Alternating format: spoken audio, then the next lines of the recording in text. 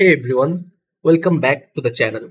In this video, I will show you how to make your Wix website fit all screen sizes. Let's get started. First, go to wix.com, select the site you want to edit. Here, select an edit site. After that, once you're in the dashboard, click edit site on the top right here. Next, on the left side, click add elements, this one. Then select strip from the option. Here you can see this one. Choose the classic here.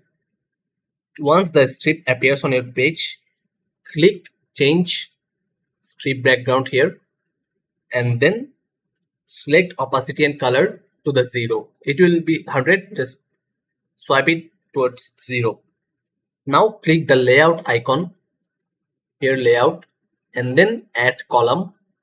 Here you can see there have been 2 columns. Then I have dragged down the my informations and the pictures. To use this correctly, drag all your elements inside the 2 broken lines. You will see when you click the strip. Once you have placed all your elements, check your work by clicking the restore button on your browser. After that, now simply drag the tab size from larger to smaller while watching your site if needed. If your elements adjust and move with the resizing of the browser, then everything is good. So that's how you make your Wix website fit all screen sizes. If this tutorial helped you out, don't forget to like and subscribe.